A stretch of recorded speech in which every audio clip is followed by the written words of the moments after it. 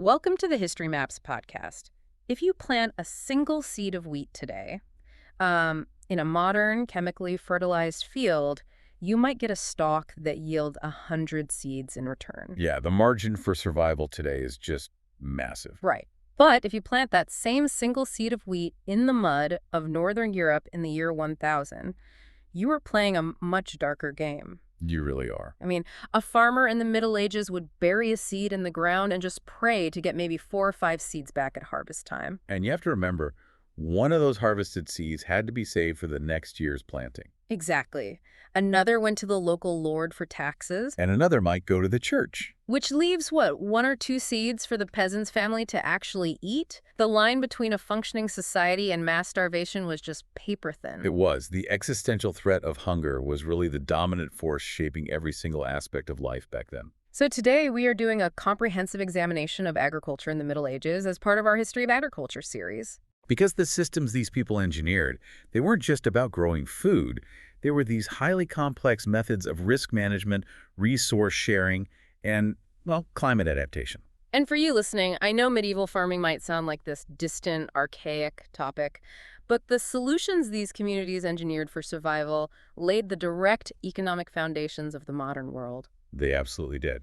We're going to look at massive technological shifts, the complex social structures of feudalism, and a big historiographical debate about the Mediterranean. Right. But before we get into the dirt and the tools, we have to look at the sky. Because before you figure out how to farm, the climate basically dictates what is even possible. It's the canvas they were working on. And the physical environment of Europe underwent a substantial shift starting around the year 950. This is the medieval warm period, right? Yes, lasting until roughly 1250.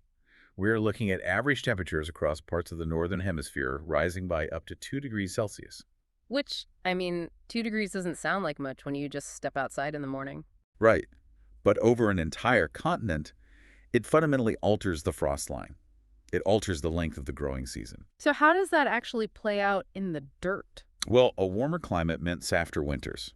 The frost didn't penetrate as deeply into the soil, which protected the winter crops they sowed in the autumn. And earlier springs, presumably. Exactly. Seeds had more time to germinate, and crops had this longer window to mature before the first killing frost of the next autumn. Meaning those harvests became significantly more reliable. It pushes back that constant shadow of famine you mentioned earlier. It does. And the sources outline how this warming trend radically redrew the entire agricultural map of Europe. Because suddenly you can grow things further north. Right. Cultivation of staple cereals like wheat and oats began creeping northward into latitudes that were previously just way too cold. We even see vineyards expanding into southern Britain during this time. Yeah, and the most vivid metric for this warming is probably the Viking expansion. The settlements in Iceland and Greenland? It's exactly. The environment in Greenland briefly became forgiving enough that Norse settlers could actively cultivate barley there. Which is wild to think about. It's like a family suddenly realizing they have a completely usable attic and basement. That's a good way to look at it. You know, they suddenly have all this extra space to expand their living area because the climate unlocked millions of acres of land that had been practically useless for centuries. And the population of Europe rushed to occupy that newly available space. The process they used was called assarting. Assorting. It sounds like a tidy administrative term. It does, but the reality was a brutal, generations-long war against the wilderness. Assarting was the systematic manual clearing of ancient, dense forests. And draining marshlands. Right, draining coastal marshlands, breaking apart rocky heaths, all to create new arable land. I just try to picture the physical mechanics of this. I mean, they didn't have bulldozers. They had iron axes, wooden spades, and human muscle. Just immense caloric expenditure. Imagine ripping a mature oak tree out of the ground by the roots using only hand tools. Or digging miles of drainage ditches through heavy clay. Monastic orders, particularly the Cistercians, often led these efforts. They ventured out into these desolate areas to establish new communities. And the demographic result of all this new farmland is huge, right? It's unprecedented. Between the year 1000 and 1300, the population of Europe roughly doubled. It rose from around 40 million to over 75 million people. Which, on the surface, seems like this massive success story. They manipulated the environment, they expanded their footprint, and they doubled their numbers. The data definitely presents a picture of growth. Wait. But it was built on a deeply precarious foundation. Because of where they were planting.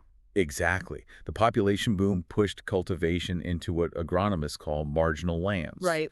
These are soils that are inherently nutrient poor, maybe super rocky, or just located in areas highly susceptible to shifting weather. Meaning they only produced enough food because the weather was exceptionally good during that warm period.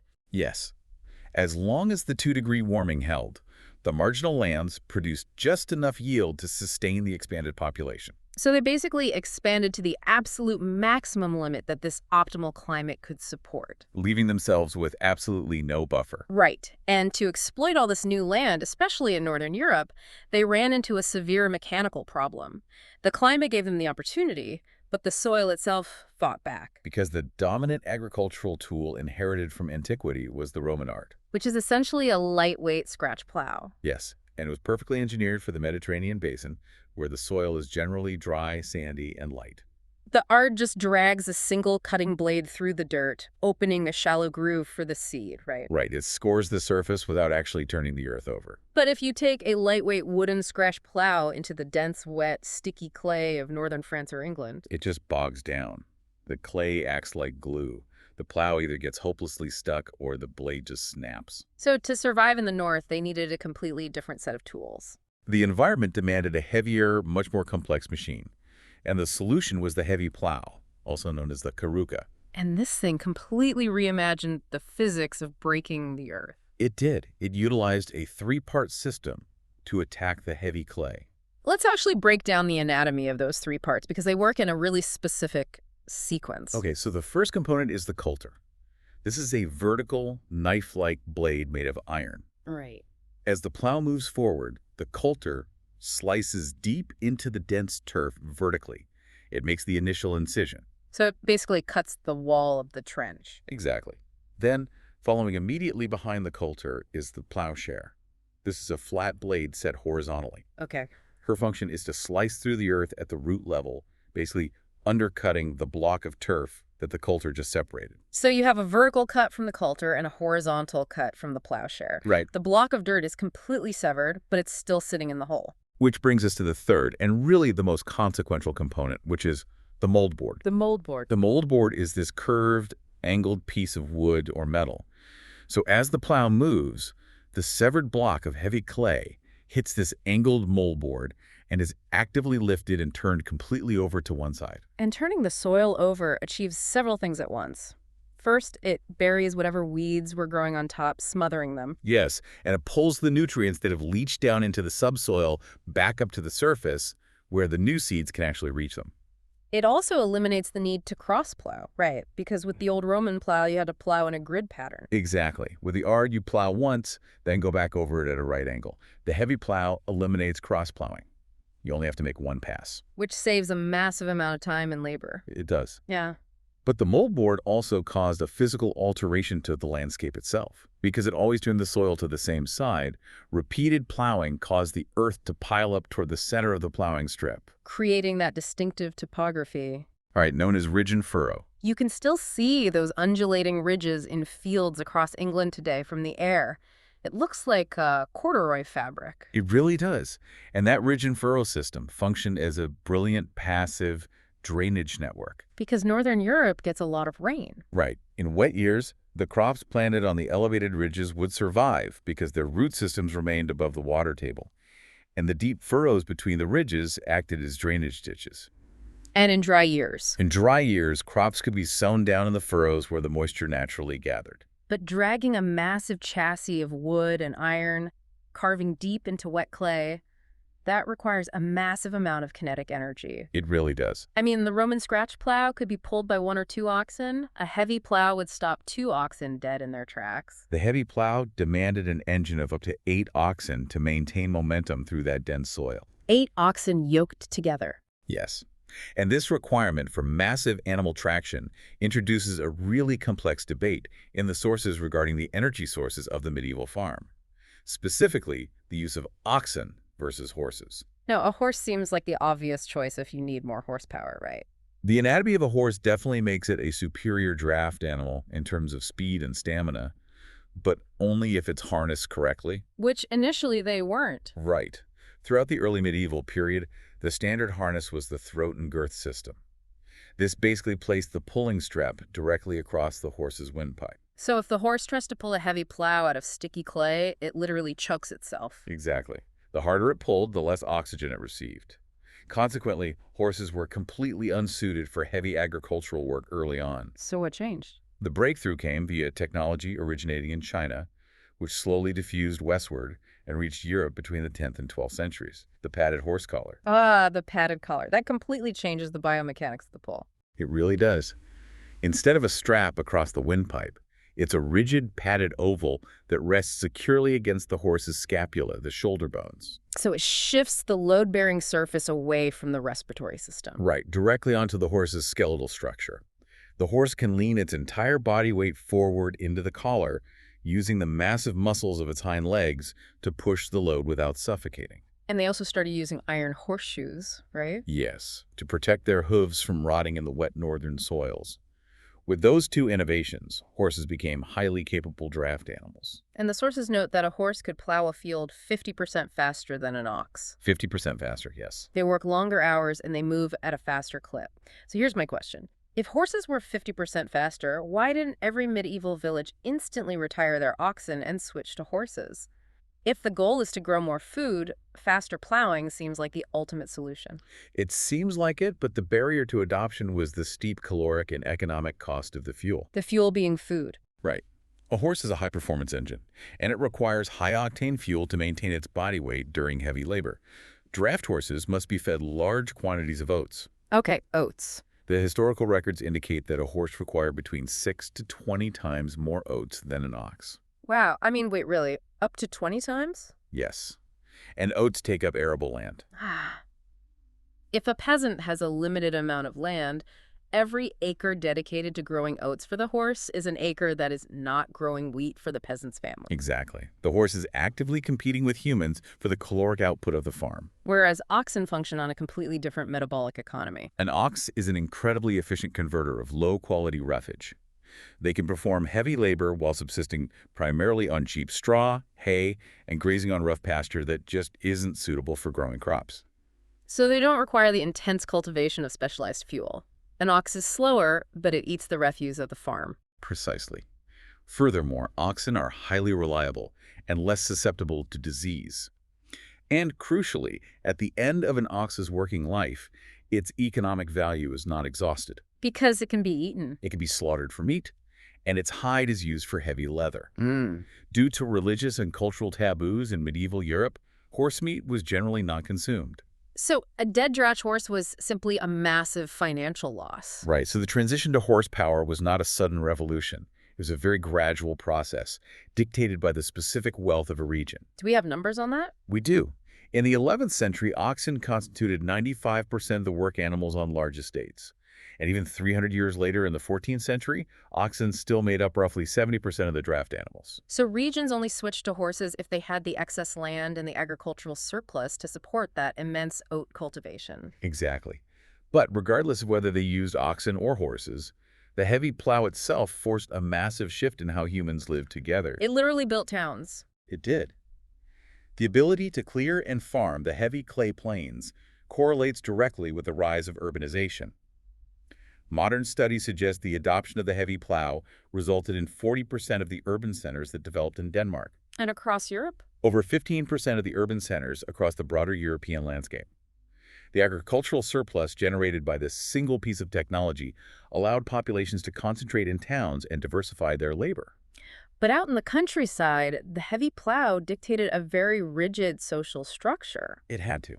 A full plow team of 8 oxen, along with the substantial iron and timber required for the machine itself, was an immense capital investment. Right. No single peasant family could afford to own and maintain that kind of equipment. Absolutely not. So if you can't afford the machinery necessary to feed yourself, you have to pool resources with your neighbors. You have to share the heavy plow. And this technological reality mandated a system of communal farming and enforced cooperation. Which underpins the entire economic framework of the era, manorialism. So let's look at how a medieval manor actually divided its land. Because it was not a series of independent family farms with, white picket fences. Far from it. The land was structured to serve the social hierarchy. A large estate, the manor, was under the jurisdiction of a lord. and a substantial portion of the most fertile and productive land was reserved exclusively for the Lord's direct profit. This is called the domain, right? The domain, yes. And the Lord is obviously not the one steering the heavy plow through the clay. The labor comes from the peasants. Specifically, unfree peasants, serfs or villeins. Right. As a condition of their tenure, which was the right to live in the village and cultivate their own small plots of land for survival, serfs were legally obligated to provide unpaid manual labor on the Lord's domain. This is the week work. Yes. A standard obligation might require a serf to work the Lord's land for 3 days out of every single week without compensation. 3 days a week dedicated to the Lord's wealth, and only then could they focus on their own survival. Exactly. Now, the peasant holdings themselves were typically measured in a unit called a virgate. Which is roughly 20 acres, generally speaking. Roughly, yes. But this brings us to the visual layout of those 20 acres. The open field system. A peasant didn't just have a neat, square 20-acre plot behind their house. The arable land surrounding a village was organized into these massive, unfenced fields, often hundreds of acres in size. And within these open fields, the land was subdivided into hundreds of long, narrow strips called ceilings. And the shape of those strips is directly dictated by the turning radius of the heavy plow, isn't it? It is. If you have 8 oxen yoked together pulling a heavy timber frame, turning that team around is an exhausting, time-consuming maneuver. You don't want to do it often. Right. The goal was to plow in a straight line for as long as geographically possible before being forced to pivot the team. Hence, the long, narrow ceilings. But the distribution of these strips is what's really fascinating. It's the core of their risk mitigation. A peasant family holding 20 acres would not have their strips clustered together. No, their holdings were deliberately scattered randomly across the different massive open fields. Which seems so chaotic to a modern observer. I mean, a farmer would have to walk miles over the course of a day just to visit their different plots of wheat. If efficiency is the goal, you want all your crops in one place. But the primary goal of medieval agriculture was not efficiency or maximizing absolute yield. The goal was stability. Survival. Right. Scattering the strips functioned as a communal insurance policy. The quality of soil varies greatly, even within a single valley. Drainage patterns differ. A localized pest infestation or a sudden hailstorm might decimate one specific corner of a field while leaving another untouched. Exactly. If a peasant's entire 20 acres were located in the corner that flooded, that family starves. For you listening, it's kind of like a diversified investment portfolio. That's a perfect analogy. Spreading out your assets minimizes the risk of a total catastrophic loss. One strip on lower ground might drown in a wet year, but another strip on higher ground will survive to provide at least a minimal harvest. And because the entire village shared the risk, the entire village had to coordinate the labor. There were no fences, and everyone was sharing the expensive plow teams. So the village council had to dictate a rigid communal schedule. Yes. Everyone plowed at the same time, sowed at the same time, and harvested at the same time. The livestock was then allowed to graze on the stubble across the entire open field, depositing manure to fertilize the soil. Which means a particularly clever or innovative farmer couldn't really experiment. You couldn't try planting a new crop 2 weeks early because your neighbor's cattle would just trample it while they were still grazing the field. The system actively suppressed individual innovation in favor of collective security. But the rotation of what they planted on those strips did undergo a vital evolution during this period. Right, moving from the 2-field to the 3-field system. In the early Middle Ages, the standard practice was the 2-field system. The arable land is divided in half. You plant winter crops on one half, and you leave the other half completely fallow empty for a full year so the soil can recover. Meaning 50% of your territory is unproductive at any given time. But the population pressures we discussed earlier demanded a higher caloric output. So the solution was the transition to the 3-field system. The village arable land was divided into thirds. Okay, so how does the rotation work? One field was planted in the autumn with winter crops, primarily wheat or rye. The second field was planted in the spring with spring crops, and the third field was left fallow. So by moving from 2 fields to 3, only 33% of the land is resting, rather than 50%. You increase the amount of land under cultivation without having to clear any new forests. Precisely. And the sequence of the rotation was the key to its sustainability. Specifically, the crops chosen for the spring planting. The spring field was often dedicated to oats, barley, or, crucially, legumes. Peas, beans, and vetches. The integration of legumes on a massive scale stabilized the European diet and the soil biology simultaneously. Let's talk about that because it's a huge shift. For the human population, legumes provided a critical source of plant-based protein. which balanced a diet that was heavily skewed toward complex carbohydrates from bread and ale. And for the livestock, they provided nutrient-dense fodder. But the real impact of the legume is chemical, right? Yes, wheat and rye are heavy feeders. They aggressively strip nitrogen out of the soil. If you plant wheat in the same dirt year after year, the soil becomes sterile. But legumes fix nitrogen. Exactly. Legumes possess a symbiotic relationship with bacteria in their root nodules that allows them to take atmospheric nitrogen and fix it directly into the soil. They actively replenish the primary nutrient that cereal crops deplete. And medieval agronomists obviously did not possess the vocabulary of nitrogen fixation or microbiology. They didn't know about the bacteria. No, they just observed the results. If a field was planted with peas this year, the wheat grew taller and thicker in that same field the following year. They utilized complex chemical processes entirely through empirical observation. They did. And they applied this same empirical approach to how they sowed the seeds. Sowing a field with a single crop, a monoculture, was viewed as highly dangerous due to the unpredictable weather. To counter this, the sources detail specific crop mixtures they developed, and they have great descriptive names. Mancorn or maslin, dredge, boulemong. Yes, these were deliberate blends of different seeds sown together in the exact same furrow. Let's run through them. Maslin was a combination of wheat and rye. Right. Dredge was a mixture of barley and oats, and boulemong was a blend of oats and peas. The logic of planting wheat and rye together is really fascinating. Wheat is a demanding crop. It prefers drier conditions and rich soil. While rye is much hardier. It can tolerate freezing temperatures, poor soil, and heavy rain. So by planting them together as maslin, the farmer practically guarantees a harvest regardless of the climate variables that year. Exactly. If the spring is excessively wet and cold, the wheat will likely rot in the field, but the rye will thrive and provide a harvest. If the summer is hot and dry, the rye might stunt, but the wheat will flourish. It's just another layer of insurance. Plus, a densely packed mixture of different plants competing for sunlight creates a thick canopy that naturally smothers the weeds growing underneath. It's brilliant. The entire system of Northern Europe, the heavy plows, the scattered strips, the maslin mixtures, was an elaborate architecture of survival designed to extract calories from cold, wet, heavy clay. But, and this is a big pivot, if we shift our focus to the Mediterranean, and specifically the Iberian Peninsula, the environmental parameters change completely. Entirely, completely. The challenges in the south are not cold and heavy clay. No. The challenges are severe water scarcity, intense summer heat, and thin, sandy soils. The tools and social structures that worked in England would fail immediately in Spain. They absolutely would.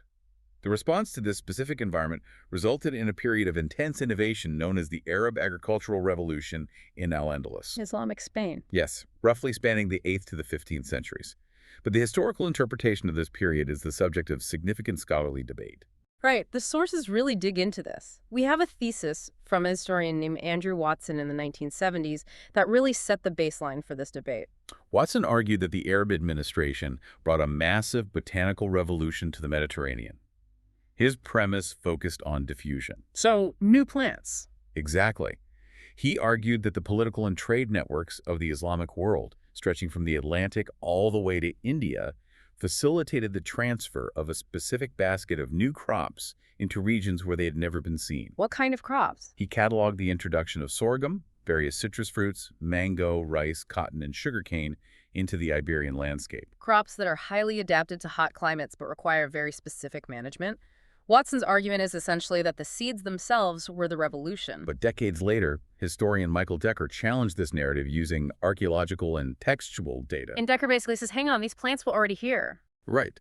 Decker demonstrated that the cultivation of several of these foundational crops like durum wheat, Asiatic rice, sorghum, and cotton was actually established in the Mediterranean basin centuries earlier. Under the Roman Empire. And the Sassanid Persian Empire. So, wait, if the Romans already had these crops, why do historians call the Islamic period in Spain a revolution at all?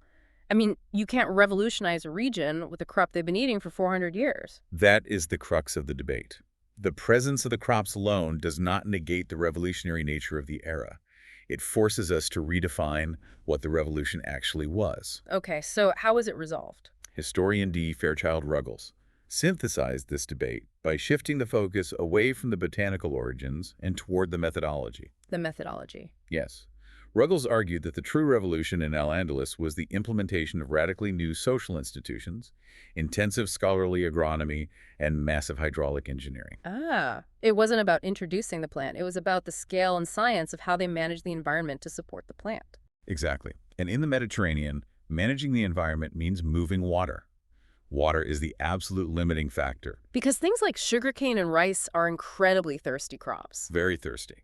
To support them in an arid climate, the administration engineered hydraulic infrastructure on just an unprecedented scale.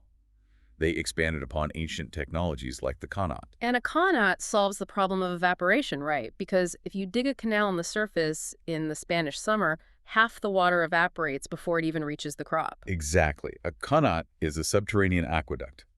They sink a vertical shaft down to the water table and then meticulously excavate a gently sloping horizontal tunnel for miles underground to deliver the water to the surface exactly where it's needed. Completely shielded from the sun, that is incredibly labor-intensive to build. It is.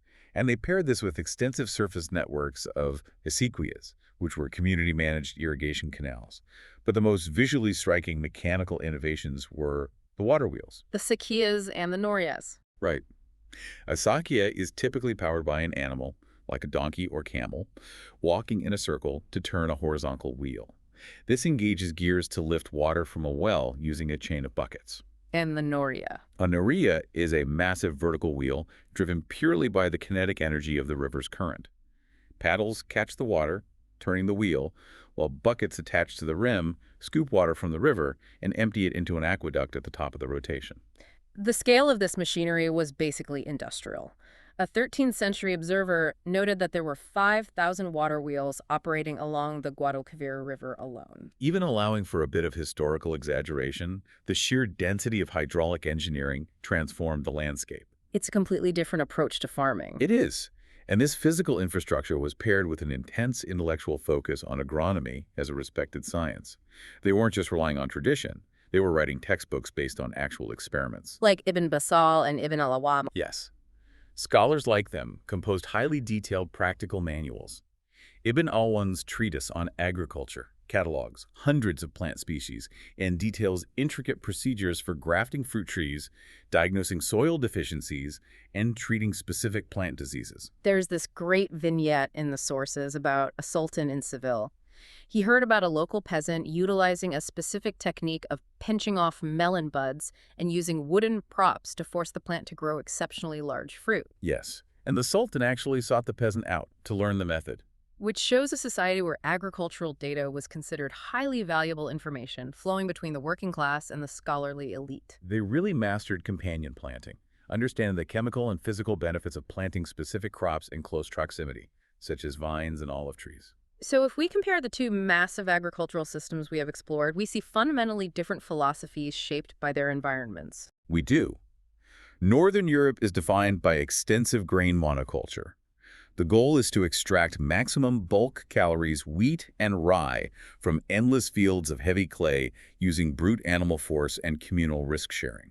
While the Mediterranean and Iberian system is defined by intensive polyculture, they utilize complex engineering and scientific soil management to cultivate a highly diverse array of high-value, specialized crops in a fragile, water-scarce environment. And both systems were incredibly successful at their primary function, which was feeding the massive population boom of the High Middle Ages. But, and this is where the story takes a dark turn, by the 14th century, both systems approached a terrifying breaking point. The demographic expansion had consumed practically all the available arable land, and then the climate, which had facilitated this entire boom, suddenly turned hostile. The medieval warm period ended. It did, and the global climate transitioned into a phase known as the Little Ice Age, beginning around 1300. Solar activity declined, and the climate became highly volatile. The frost line moves south, the growing season shrinks. The margins that sustained 75 million people just vanished. The vulnerability of those marginal lands, the poor soils cleared during the ascending boom, was brutally exposed. And this cooling climate culminated in the first major demographic shock, the Great Famine of 1315 to 1317. The catalyst wasn't just cold, though. It was an unrelenting deluge of rain. Excessive, unseasonable rainfall battered northern Europe for consecutive years. And we talked about those heavy clay soils, which relied on the ridge and furrow systems for drainage. They were completely overwhelmed and flooded. The physical mechanics of planting became impossible. I mean, if a peasant tries to drive a team of oxen into a flied clay field, the animals just sink to their knees. You can't drag a heavy plow through soup. No, the seeds rot in the mud before they can even germinate. And the grain that did manage to grow could not be harvested because it rotted on the stalk in the standing water. Which creates a cascading failure. The lack of grain meant a lack of fodder for the livestock. The flooded pastures led to massive outbreaks of disease among the cattle and sheep, triggering widespread die-offs. The entire agricultural engine stalled. The intricate system of manorialism and crop rotation provided no defense against consecutive years of total harvest failure. The starvation was absolute. The mortality from starvation and the diseases associated with severe malnutrition claimed up to 10% of the population in the affected regions. 10%. The society was hollowed out, its immune systems were compromised, and its reserves were entirely exhausted. And this severely weakened population was about to face a biological catastrophe that would completely rewrite the economic structure of the world. The Black Death, primarily the bubonic plague. It arrived in Europe between 1347 and 1351. And it swept through the densely packed, nutritionally deprived urban centers and rural manors with devastating speed. The mortality rates are staggering. Current demographic studies indicate that between 30 and 60% of the entire European population died in the span of just 4 years. 30 to 60%.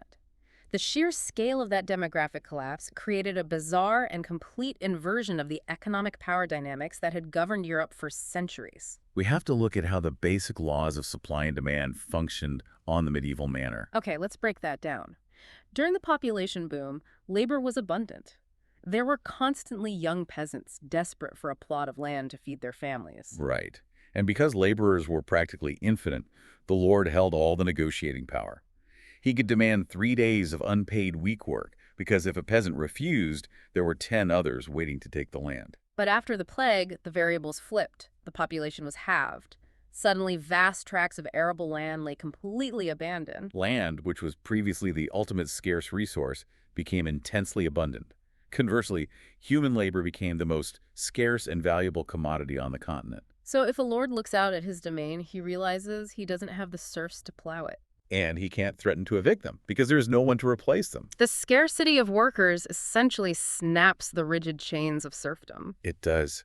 To get his crops planted, the lord was forced to abandon the system of obligatory week work and offer actual monetary wages to attract free laborers. And because those laborers were so rare, they possessed immense leverage to demand high compensation. The sources show real wages for agricultural workers rising dramatically, jumping 40 to 100% in the century following the plague. Peasants began demanding lower rents and the legal freedom to move between manors to find the best wages. But even with higher wages, there simply wasn't enough manpower to maintain the massive grain cultivation of the pre-plague era. The heavy plows just sat idle. So what was the solution for the large landowners? A structural shift in how they utilized the dirt itself. They began converting the abandoned arable land into pasture. They shifted from growing wheat to raising sheep.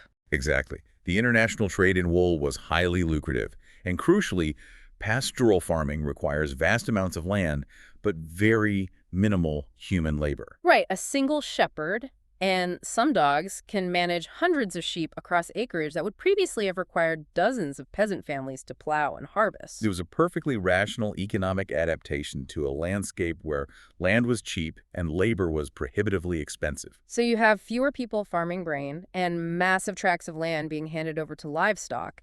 You would naturally assume the food supply would crash and the survivors would just starve again. The counterintuitive reality of the post-plague era is that the standard of living for the surviving lower classes actually improved significantly. Hey, how? Well, the total output of grain did drop. Per acre yields stagnated because there were fewer hands to carefully manage the fields and less manure being applied to the soil. But the math changes when you divide that smaller yield by a vastly smaller population. Exactly. The severe Malthusian pressure was alleviated. The surviving population experienced a stark increase in per capita food availability. Diets diversified. They started incorporating more meat, dairy, and ale because the land could now support livestock for consumption rather than just draft animals for labor. The massive biological disaster ultimately broke the feudal stagnation. It resulted in higher wages and better diets for the working class who managed to survive. The economic shockwaves fundamentally dismantled the strict communal architecture of manorialism, which leaves us with a final consequence to consider about the legacy of this entire era. The enclosure movement. Right. As the lords realized the immense profit of the wool trade, they began looking at the old, abandoned open fields differently. They started to physically consolidate those scattered strips we talked about earlier. Dismantling that complex system of shared risk and communal grazing. Lords began building hedges and stone walls around these tracts of land, enclosing them for their own exclusive private flocks of sheep. This was the nascent beginning of the enclosure movement. As the ancient cooperative systems of the medieval village died, the physical and ideological groundwork for private property rights and individual land ownership was truly laid. The modern concept of real estate, a bordered, exclusive commodity to be exploited for individual profit, was literally born from the ashes of a medieval plague and the resulting shift in how humanity managed the dirt beneath its feet. It's a massive transformation. Thank you for listening. History Maps. Learn history visually.